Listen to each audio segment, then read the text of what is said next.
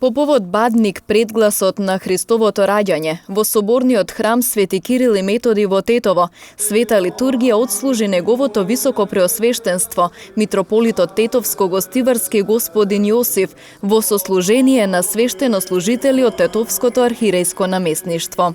Поради пандемијата празникот годинава верниците ќе го прослават во кругот на најблиските, со постна трпеза, без досегашните собири и палење огнови. Па еве се гледа со тикви, мандарини, постна храна,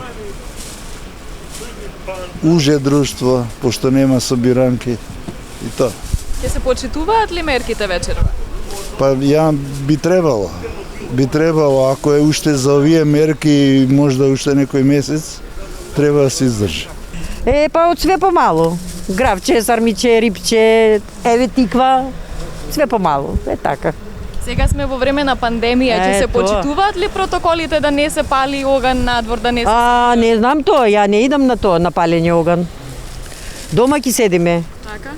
Дома. Другите ќе почитуваат, мислите? Па, валјда ќе почитуваат, мора да почитуваат. Како, би требало.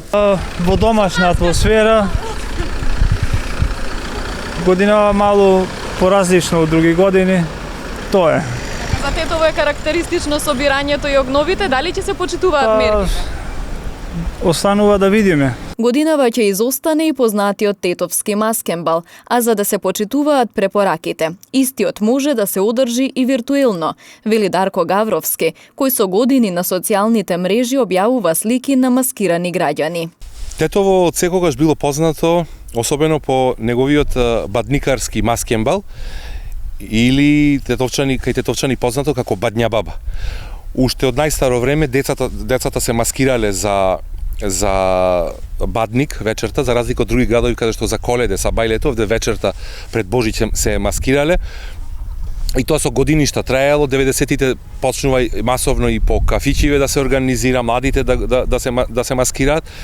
За жалеве, ова е прва година во историјата познато да нема организирано, да нема маскенбал, да нема бадникарски огнови, да го нема оној стар начин на прославување, за жал заради состојбата со коронава.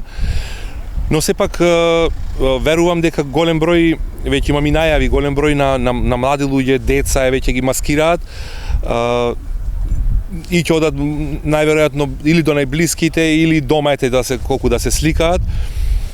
Јас го следам овој настан веќе кај мене на Facebook, имам посебна страница од 2009 каде што собирам слики од тетовскиот карневал Бадња баба, еден од најголемите маскенбали во Македонија.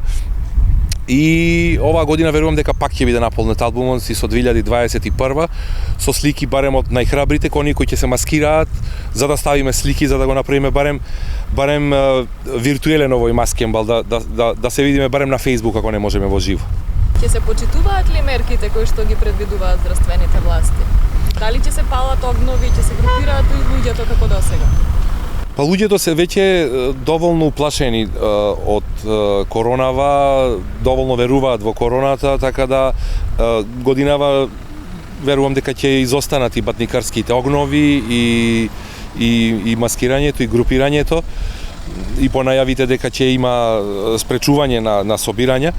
Така да мислам дека годинава ќе се прослави, можеби поскромно во смисла на дружење на социјално, но сепак ќе бидат пак богати трпезите дома.